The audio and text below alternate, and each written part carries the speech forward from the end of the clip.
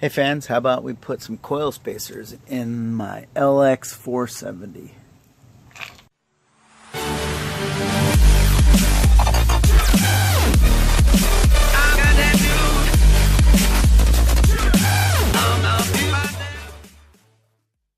Hey fans, working on my LX470 here.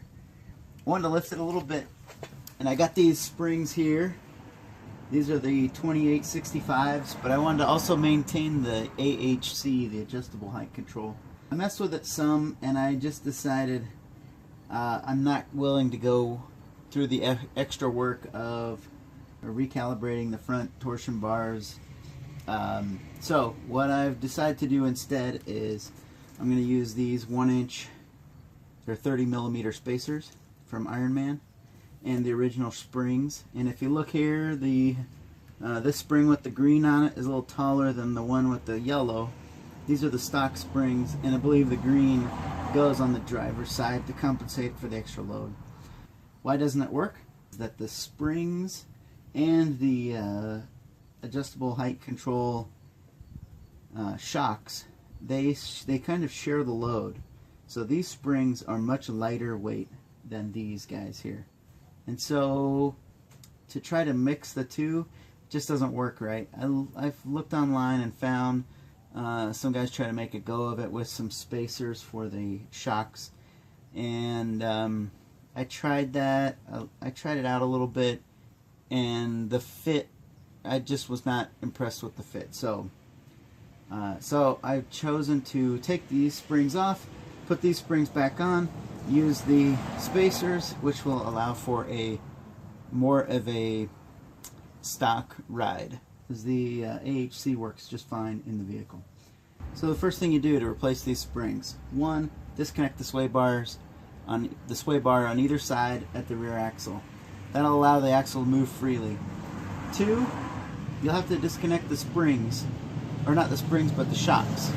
That will allow the axle to move unrestricted. So in preparation for replacing these springs, really the only things that you've got to do is take this lower shock mount apart, and then also remove this upper link for the sway bar. You can take it out just from over the top here, or right down here with that bolt. So you do that, and you're ready to go on the springs.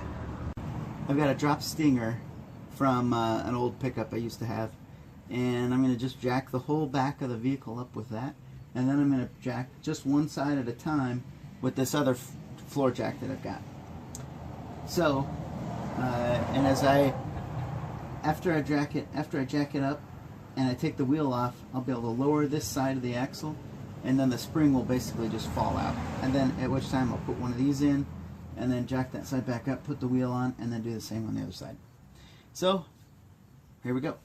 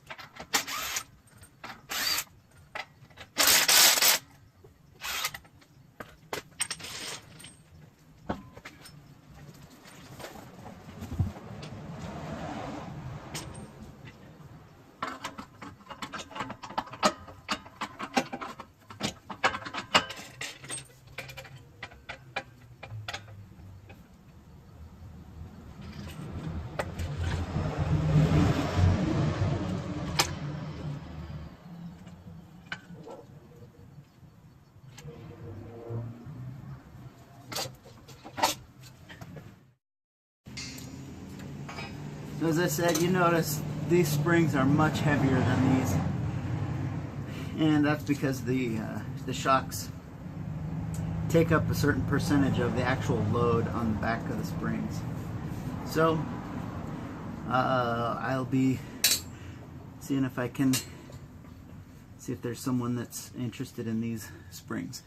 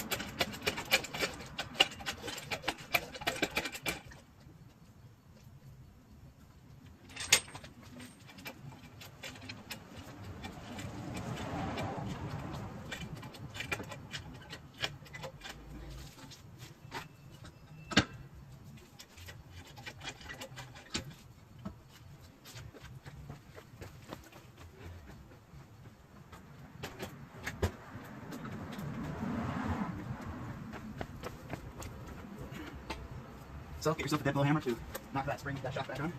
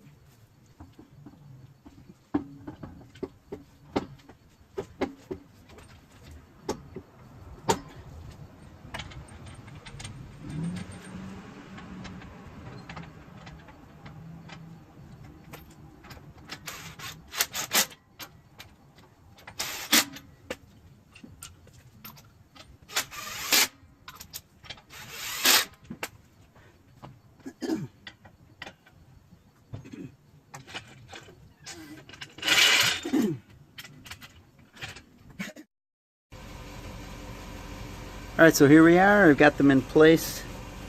The spacers are in place now. It's now set at the high mark. And the funny thing is, when I got them all in there and I lifted it up, or I tried to lift it up, I had the upper hatch open, so there's a safety feature, so it won't work if anything is open, if any of the doors are open. So, oops. Didn't work out. So anyway, here it is.